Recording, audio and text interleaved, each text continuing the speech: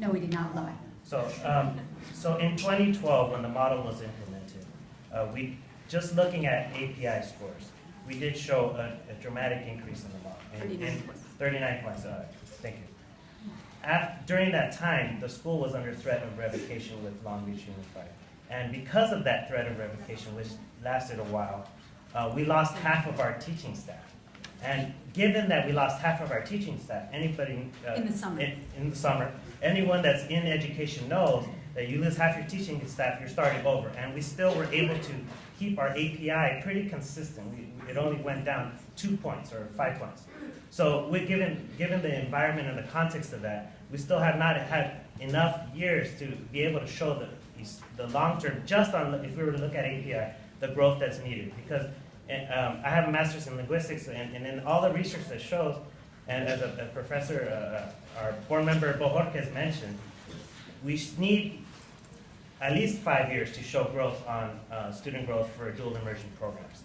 Specifically, we did provide alternative assessment data to staff. We provided a developmental reading assessment to the staff, which we showed 2 years of data. Obviously, they disagree with that assessment. In the additional CASI information that we provided that shows even before the model was implemented, we show growth there. So there's a different alternative information, alternative data that we did provide.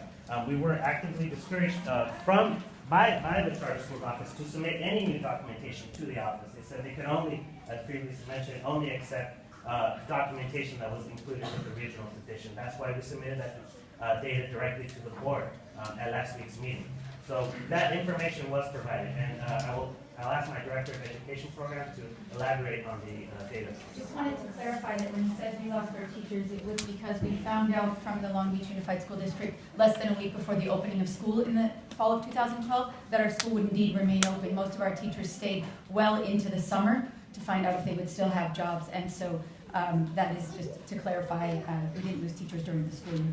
I wanted to be also very clear that the data that we showed for the developmental reading assessment, because the district decided not to include it, the county didn't count it as relevant. But we were not asked to explain it.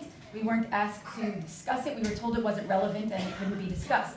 And the sample size, I just also wanted to clarify, the sample size, we have a really small school. We have 9 grade levels, now 10 with TK, and 415 kids.